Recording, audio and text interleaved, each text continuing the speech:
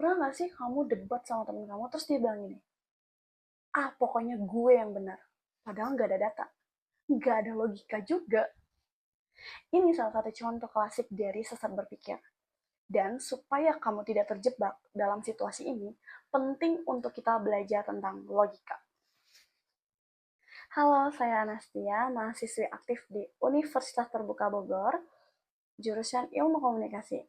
Saya akan membahas dua hal penting yang akan saya kulitin dalam video ini. Yang pertama, ialah macam-macam term dalam logika, dan yang kedua, bagaimana cara mengenalinya, serta menghindari kesalahan berpikir dalam komunikasi sehari-hari.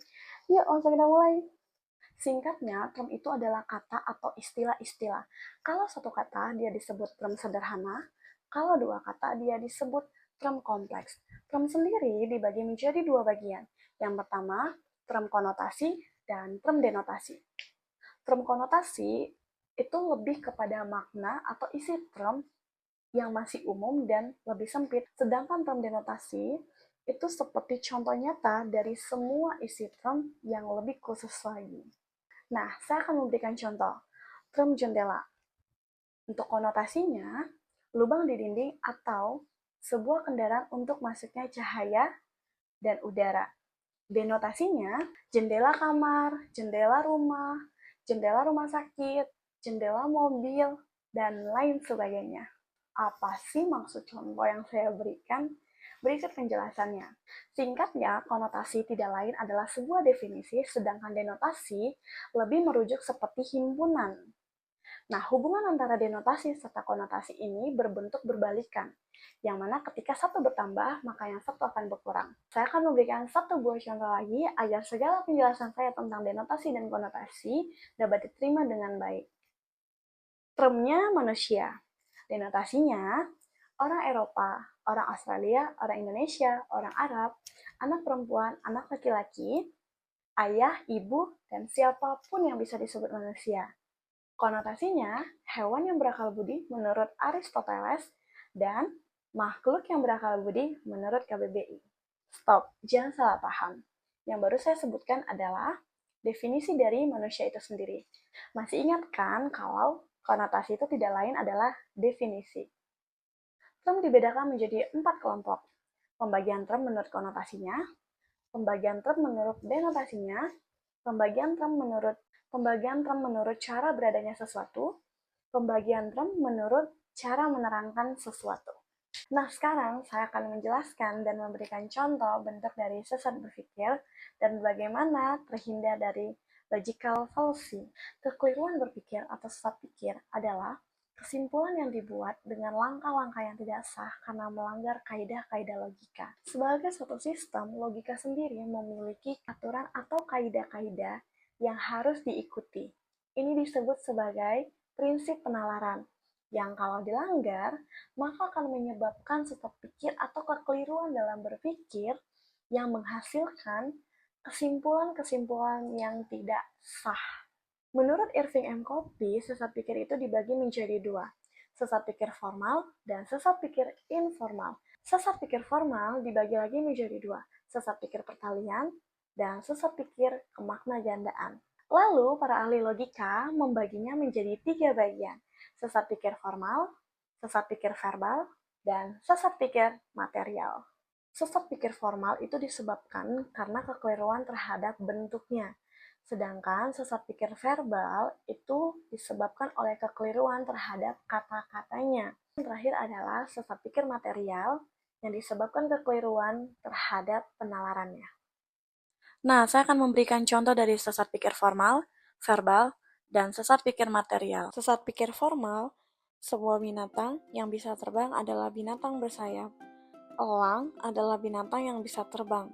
Jadi, binatang bersayap adalah elang. Ini adalah sesat karena binatang yang bersayap itu bukan cuma hanya elang. Ada raja wali, bebek, ayam, angsa, mereka juga bersayap. Dengan demikian, apabila bentuk form tidak tepat, maka kesimpulan yang ditarik menjadi sesat. Yang kedua, sesat pikir material. Semua binatang bersayap bisa terbang. Premis mayor, ayam adalah binatang bersayap.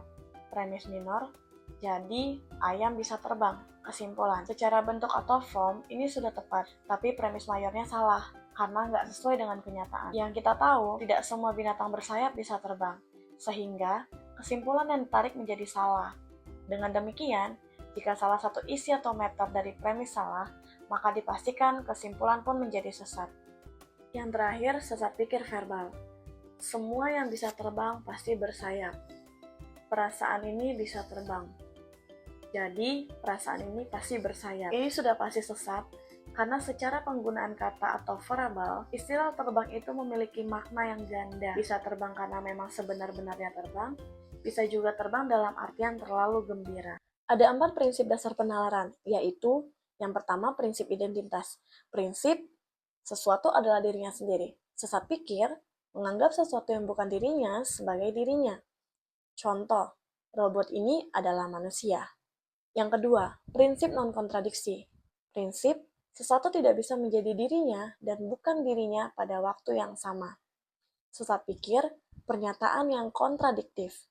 Contoh, ini adalah meja dan bukan meja. Ketiga, prinsip exclusivity.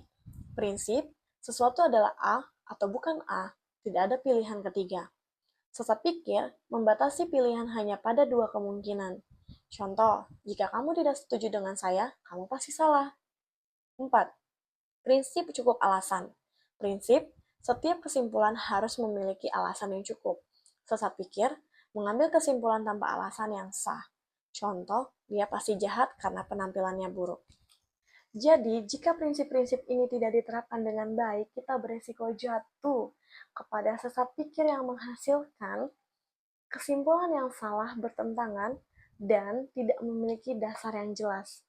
Oleh karena itu, pemahaman dan penerapan prinsip-prinsip sangat membantu kita untuk berpikir secara rasional dan membuat kita terhindar dari pengambilan keputusan yang tidak memiliki dasar logika yang benar. Tentu ya, kita bisa membuat keputusan yang tepat. Nah, sekarang kita udah tahu ya, kalau logika itu nggak cuma buat filsafat aja, tapi buat kita yang mempelajari ilmu komunikasi, sangat penting untuk mempelajari logika. Biar nggak asal-asalan dalam memberi keputusan dan membuat diri kita sendiri terjebak dalam sesat pikir, karena kita nggak paham tentang prinsip-prinsip dasar atau kaidah-kaidah aturan dari logika itu sendiri. Sekian video dari saya, semoga penjelasan saya dapat menjawab pertanyaan. Jelaskan 3 dari macam term dan sertakan juga contohnya. Lalu, jelaskan dan berikan contoh bentuk sesat berpikir dan bagaimana agar terhindar dari logical fallacy. Video ini saya buat untuk pemenuhan tugas 1 mata kuliah logika dan besar harapan saya dapat bermanfaat juga bagi orang yang mendengarkannya. Sampai ketemu di video selanjutnya. Dadah!